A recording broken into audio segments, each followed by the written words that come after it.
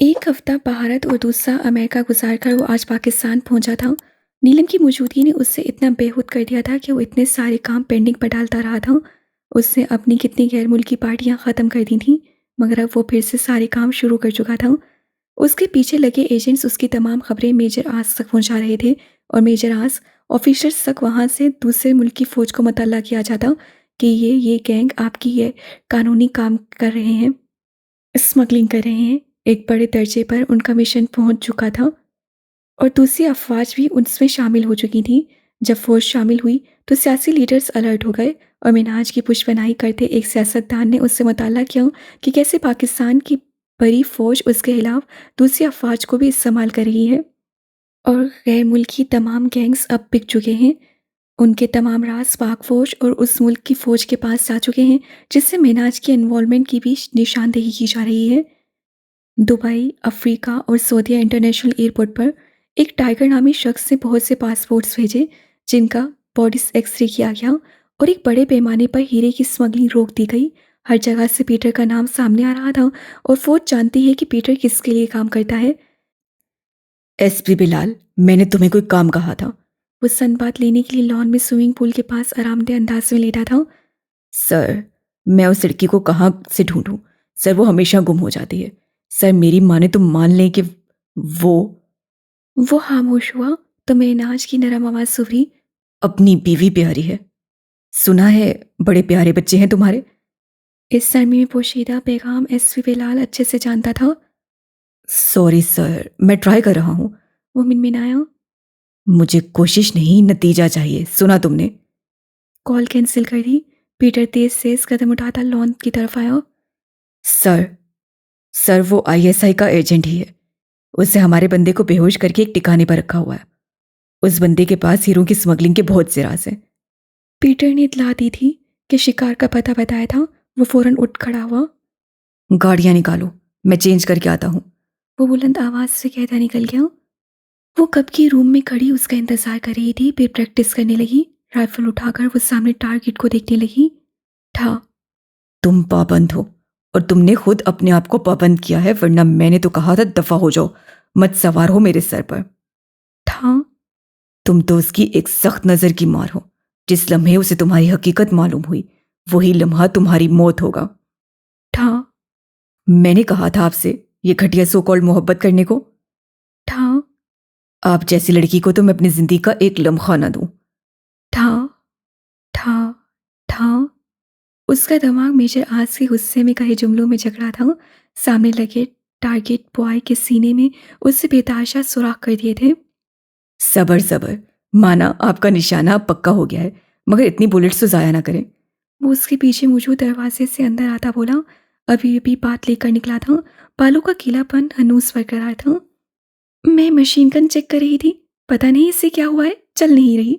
वो उसकी बात को नज़रअंदाज करते संजीदा अंदाज में खोया हुई, तो उसका ये नॉर्मल रवैया मेजर आस को हैरत में डाल गया।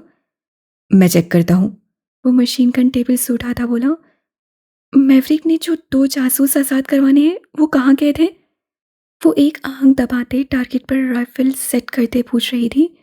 उसका चेहरा राइफल के बिना पर छुपा हुआ था। मेजरास इस सवाल का मकसद न जान सका। आपका उससे क्या ताल्लुक? उससे ग्लव्स पहनते पूछा। मशीन गन बहुत भारी होती है, इससे ज़रूरी था, मगर उसका जख्मी हाथ उससे ये पहनने पर मजबूर कर रहा था, वरना वो ऐसे ही चला लेता। M240 भी मशीन गन नहीं है ये, जो आप इतनी हिफाजत से इक़दामात कर रहे हैं। वो दबाने वाली मुस्कुराहट सजाए बोली। आप अपनी बात करें। वो गन उठा चुका था। मुझे ये समझ नहीं आ रहा कि हम दूसरी एजेंसियों के लोगों को गिरफ्तार क्यों कर रहे हैं। देखिए, एक स्पाई अपने मुल्क का, अपनी कौम का मुहाफिज होता है। दहाड़े गैर में उनके लिए अपनी जान हथेली पर लेकर घूम रहा होता है। वो तो अपना फर्ज पूरा कर रहा है ना। ये तो उसकी हिब्बुल वतनी है। तो हम ये कहना चाह रहे हैं कि उसको सजाए मौत सुनाना या दुरानी मिशन मार देना सही अमल है। सवाल तो वो कर बैठी थी, मगर डर भी था कि कहीं वो इस हमदर्दी पर भड़क ही ना उठे। था।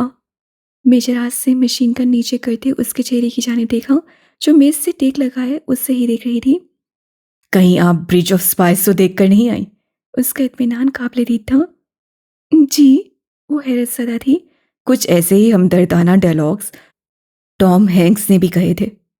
एनीवेज, वो एक अफसानवी दुनिया है। आप हकीकत में वापस तशरीफ लाएं और अपनी हमदर्दियां फ़कीरों और बिल्ली के बच्चों तक ही महदूद रखें।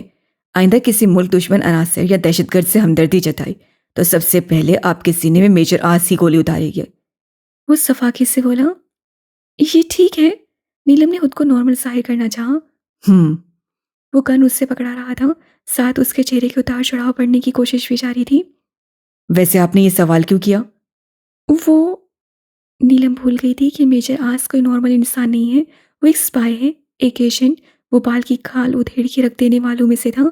इतनी आसानी से उसकी जान बख्शने वाला नहीं था। नीलम को अपना प्लान खतरे में नजर आने लगा। वो क्या? वैसे ही हमारे मतलब हमारे एजेंट्स भी तो इंडिया गए हैं ना। अमदाद बलोच ने उन्हें अपने साथी बताया है और भारत में रॉ के आला हकाम ने उनका इस्तकबाल किया है।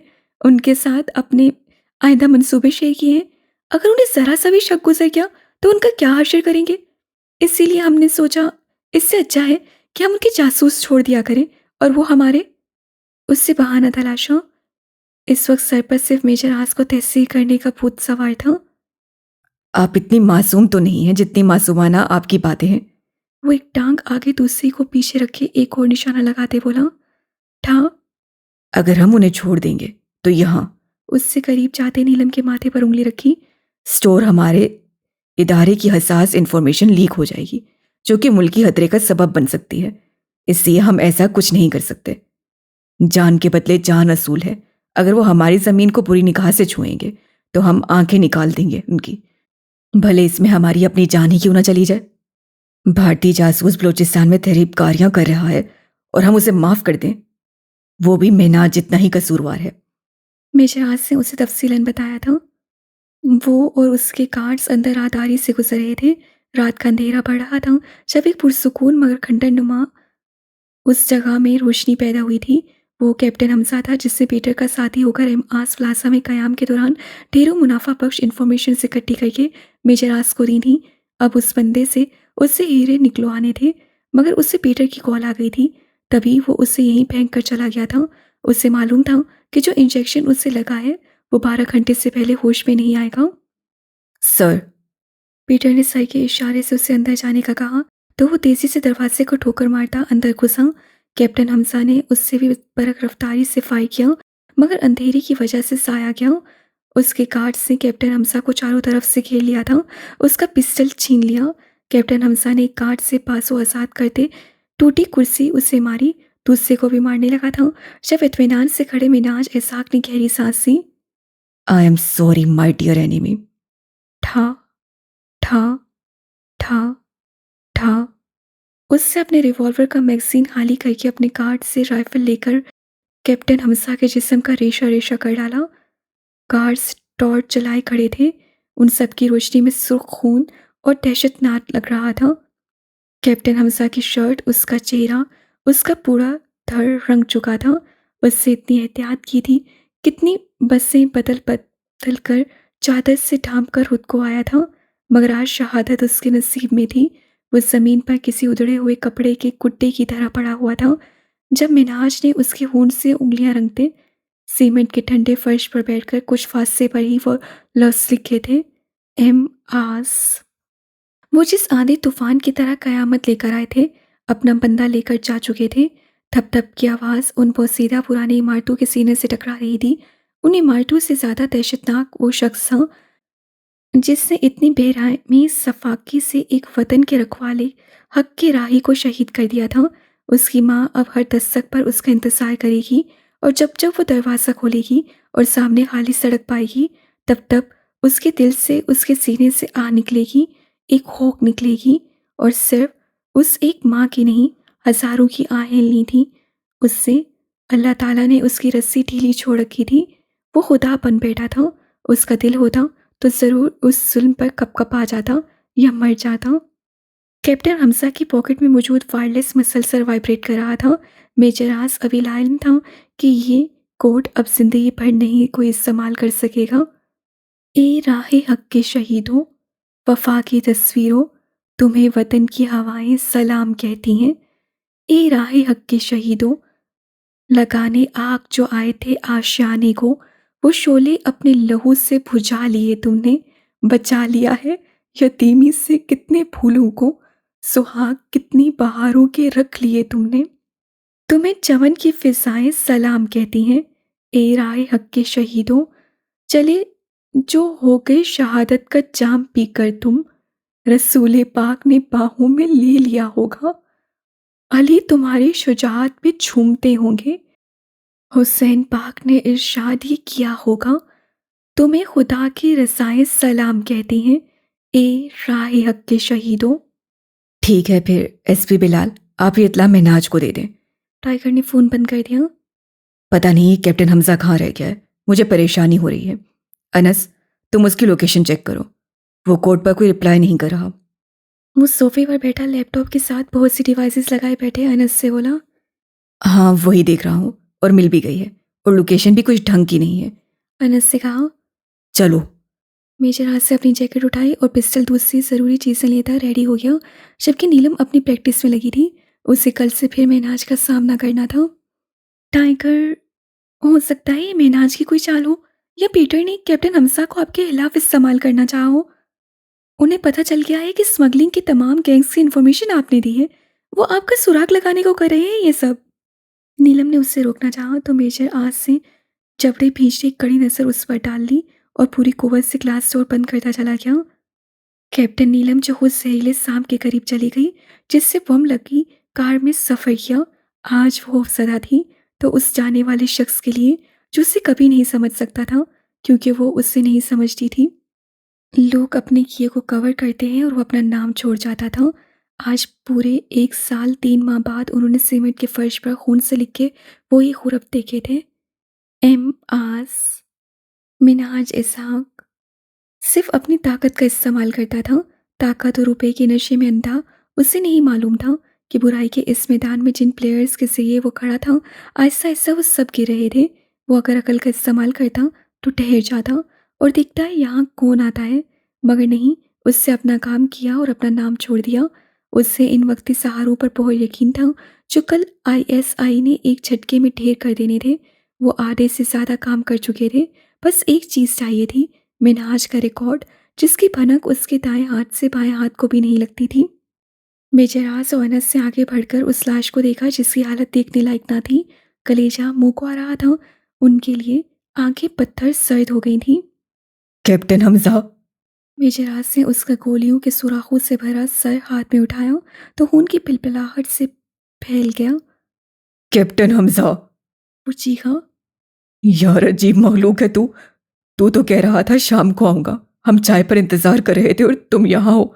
उठो यार, उठो कैप्टन हमजा, उठो। अनस चिल्ला रहा था। उसके 2 साथी पहले भी शहीद हो चुके थे। गम सबका था, मगर कैप्टन हमजा के साथ एक तवील अर्ज से काम करना, उस जौली इंसान की बातें सुनना, हंसना, उन्हें लग रहा था वो उसके बगैर नहीं रह सकेंगे। उनसे ये लाश नहीं देखी जा रही थी। मेजराज और अनस रो रहे थे, वो बहुत रो रहे थे, वो बेतहाशा रो रहे थे। इतनी दर्दनाक मौत क्यों? उससे मारना था वरना मार देता, 2 गोलियां सीने में उतार देता। कम से कम आखिरी वक्त उसकी माँ इसका चेहरे को देख कर पहचान तो सकती। कैप्टन हमजा की मौत ने उन सबको एक बड़ा धचका पहुंचाया था। अजीब सी सौगारी छाई हुई थी। कैप्टन नीलम ने आज जाना था, मगर उसकी हिम्मत नहीं हो रही थी। वो सब जनाजे से वापस आ चुके थे, मगर वो अब तक तैयार नहीं हुई थी। फिर मैम बुशरा ने उसे बहुत समझाया तो वो जाने को तैयार हुई। एक दूसरे इंसान का मास्क अपने ऊपर चढ़ाना कितना मुश्किल है, ये आज कैप्टन नीलम को पता चला था कि जो आप हकीकत में नहीं हो उसकी अदाकारी करना कितना मुश्किल है। वो मेजर आज से बहुत मुख्तलिफ थी। उसके 100 चेहरे थे और वो एक के ऊपर दूसरा नहीं चढ़ा पा रही थी। मिनहाज शीशे के सामने खड़ा अपने कोट का वाइट बटन बंद कर रहा था जब उसके दूसरे सेलफोन पर एससी बिलाल कॉलिंग जगमगाया। सर, वो लड़की मिल गई है, मैं एड्रेस सेंड कर रहा हूँ, यहाँ पहुँच जाए। एससी बिलाल ने उसे खुश कर दिया था। खुश तो वो पहले भी बहुत था, अब तो वो हद से ज़्यादा ही खुश था। वो सेलफोन कोट की पॉकेट में डालता तेज़ी से नीचे उतरा। एमास प्लाजा की एक एक चीज़ उसे खुशामदीद कहती महसूस हो रही थी। वो एसपी बिलाल की बताई गई लोकेशन पर पहुंच गया था।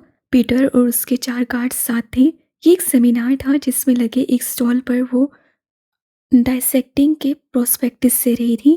जाने वाला हर शख्स उसके सेट पर रुककर वो ले लेता था।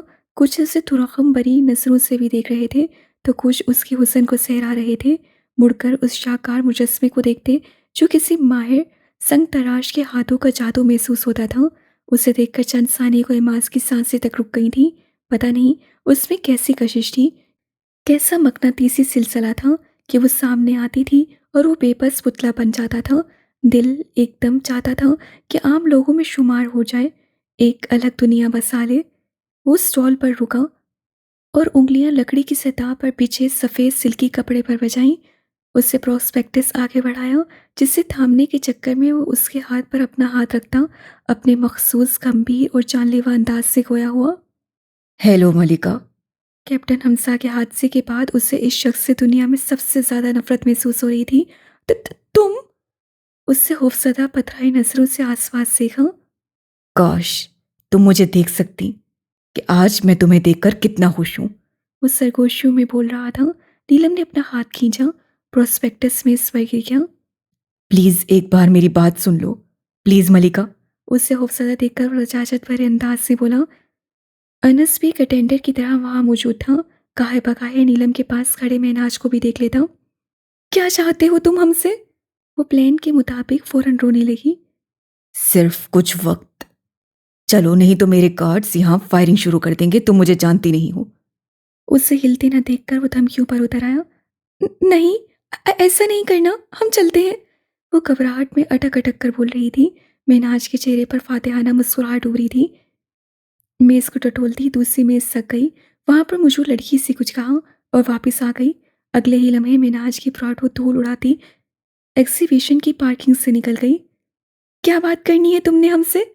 एमाज प्लाजा के ड्राइंग रूम में बैठकर वो उंगलियां चटकते बोली, जबकि उसके सामने वाले 3 सीटेड सोफे पर वो टांग पर टांग जमाए, एक हाथ सोफे की पुश पर फैलाए, दूसरे से सिगार सुलगाता उसे देख रहा था। वो अपने अंधेपन का मुजाहरा करती साकत नजरों से सामने देख रही थी। ये एक बहुत मुश्किल काम था, मिनहाज इसहाक जैसे बंदे के सामने बैठकर उसे नजरअंदाज करना। अगर तुम देख सकती तो कभी मुझे तुम कहकर मुखातिब नहीं करती। वो सिगार झाड़ने को मेज पर पड़ी एस्ट्रे पर झुका। नज़रें हनूस उसी पर थी। तुम भूल रहे हो, हम तुम्हें पहले देख चुके हैं और आज जिस हाल में तुम्हारी वजह से है, हम तुम्हें कभी माफ नहीं करेंगे। वो भड़की। मैं माफी मांगूंगा तो माफ करोगी ना? उससे एक और कहका लगाया। मैं चाहता हूं कि अब हम खुलकर एक दूसरे के सामने आ ही जाएं। वो खड़ा हुआ और उसके सामने मेज पर बैठकर बराह रास्त उसकी आंखों देखने लगा। अगर तुम्हें किसी ने मुझे ट्रैप करने को भेजा है तो बता दो। मुझे कायनात मीनाज की बहन। की कसम कुछ नहीं कहूंगा। ये हाथ टूट जाए अगर तुम्हारा बाल भी छेड़ा मैंने। वो ठहर ठहर के गोया हुआ था। मुआन रुका। उनकी गुफ्तगू सुनते कॉफी के खून भरता मेजर हाथ भी रुक चुका। और अगर तुमने आज झूठ बोला तो जिस दिन मुझे तुम्हारी हकीकत मालूम हुई, कसम है कायनात की, तुम्हारा खून बहाए बगैर तुम्हें नहीं बख्शूंगा। धोखा देने वालों का खून बहाना फर्ज है मुझ पर, और मिनहाज इसहाक कर्ज नहीं रखता नीलम इब्रार। उसके लहजे में चट्टानों की सी सख्ती दर आई थी। सर्द भूरी निगाहें अपनी हर बात के सच होने का खल्फ उठा रही थी।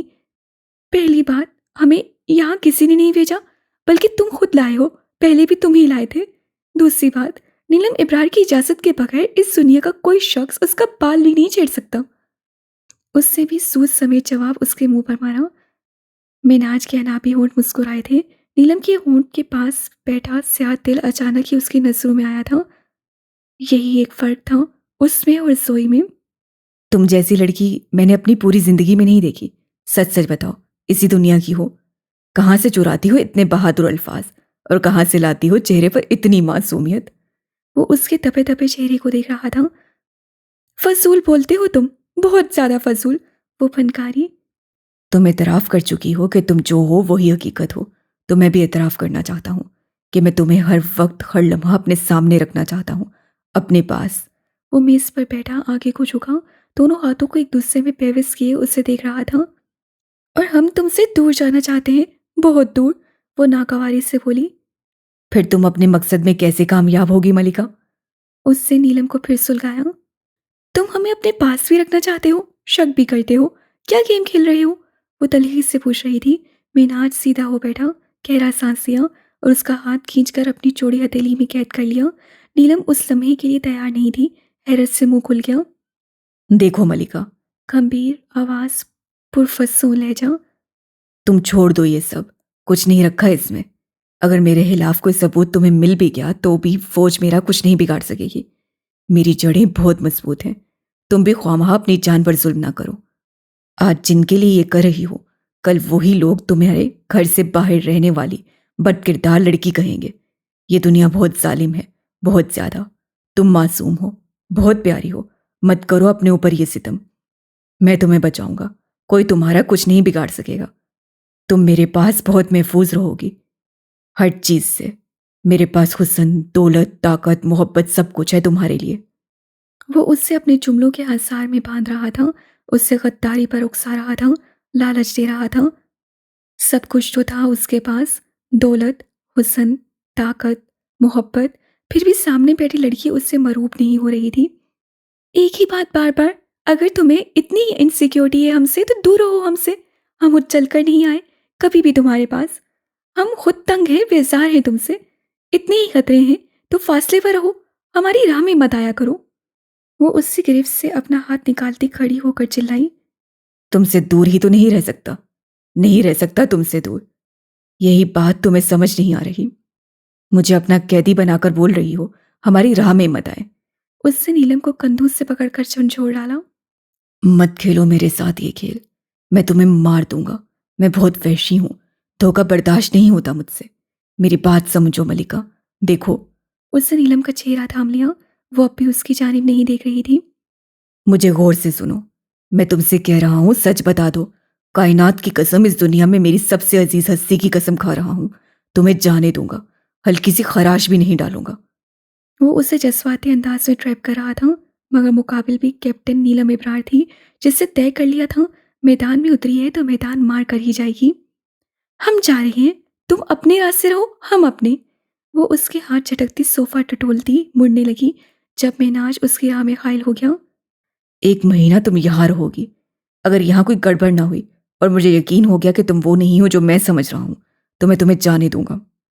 इस 1 महीने में मैं तुम्हें कोई नुकसान नहीं पहुंचाऊंगा। उसने फैसला सुनाया। हम यहाँ नहीं रहेंगे, तुम हमें जो समझते हो समझते रहो। वो धाड़ी। तुम यहीं रहोगी। उससे गोया बात ही खत्म कर दी। इसमें ही कैप्टन नीलम का फायदा था कि वो मजीद बहस न करती।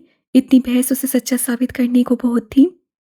कैप्टन नीलम, आपका काम अब सिर्फ मेनाज की लाइब्रेरी और लैपटॉप का रिकॉर्ड हासिल करना है, बस। बलूचिस्तान का मिशन भी मुकम्मल हो जाएगा 1-2 महीने में। हमारे सारे एजेंट्स रॉ के ऑफिशियल्स का भरोसा जीत चुके हैं। उन्होंने अमदाद बलोच को सारी गलत इन्फॉर्मेशन दे दी हैं, जिसकी बिना पर वो यहाँ हर काम उल्टा कर रहा है। कल रात भी मैंने उस पर हमला करके उसे जख्मी कर दिया, और अमदाद बलोच की तमाम इन्फॉर्मेशन हमारे एजेंट रॉ को गलत बताते हैं, जिसकी बिना पर वो अमदाद बलोच से बहुत नालाह नजर आ रहे हैं। और अमदाद बलोच अब इतना लाचार और अकेला हो चुका है कि उसका इंडिया वापस जाना नामुमकिन हो गया है। जल्द ही मैं उसे गिरफ्तार कर लूंगा, बस एजेंट आकाश को उसके जरिए बाहर निकलवाना है। आज 3 दिन बाद उनका राब्ता हो रहा था। उसे सारे सूरत हाल बता रहा था। और मैवरिक? कैप्टन नीलम ने पूछा। हीरों की स्मगलिंग के सारे गैंग पकड़े जा चुके हैं। जो रहते हैं वो रिकॉर्ड में एडवांस समेत शामिल हो चुके हैं। अब रह गया मैवरिक और पीटर। मैवरिक को इससे गिरफ्तार नहीं कर रहे कि उसका असल प्लान पता लग सके, और पीटर को महनाज के साथ ही पकड़ेंगे। उससे बताया। आप सबने तो अपने अपने हिस्से का काम खत्म कर लिया। उसके लहजे में मायूसी थी। सिर्फ वही थी जिस पर उनके मिशन की आखिरी कड़ी लगी थी, जहां आकर चेन बंद होनी थी। और वही अब तक सुस्ती, मगर ये भी हकीकत थी कि सबसे खतरनाक दुश्मन से सबसे नाजुक कारकुन का सामना हुआ था। आपने ब्लैक स्टार की लाइब्रेरी तक रसाई हासिल करनी है। उसका लाइब्रेरी का डेटा चाहिए सारा, उसके लैपटॉप और पर्सनल सेलफोन का भी। और ये काम सिर्फ आप कर सकती हैं कैप्टन नीलम। उससे समझाया। हमें वो डेटा हर हाल में चाहिए। आपका बस यही काम है। मेवरिक के लिए मैं किसी नए बंदे को इस्तेमाल करता हूँ, उसको आप छोड़ दें। बस महनाज की लाइब्रेरी तक पहुंच जाए। डेटा तो हम हासिल कर ही लेंगे मेजर हास, मगर उस डेटा को हमसे हासिल करने के लिए आपको एड़ियां रगड़नी पड़ेंगी। अपनी मोहब्बत के जज्बों की तौहीन हम नहीं भूलेंगे। उसके दिमाग में एक बार फिर मेजर हास के अल्फाज घूमने लगे। उसका नफरत और हकारत से पुर चेहरा आज भी नीलम को तकलीफ में मुब्तला कर गया था। हेलो आकाश, मैं लकी, मुझे तुमसे मिलना है। एजेंट आकाश उठा और अपने रूम का दरवाज़ा खोलकर आसपास देखने लगा, फिर वापस आया। तुमने मुझसे रब्ता क्यों किया है? उससे झुंझलाते हुए पूछा। तुम्हें मना भी किया था कि तुम अपने मिशन पर हो और मैं अपने पर, फिर भी। वो गुस्सा हो रहा था।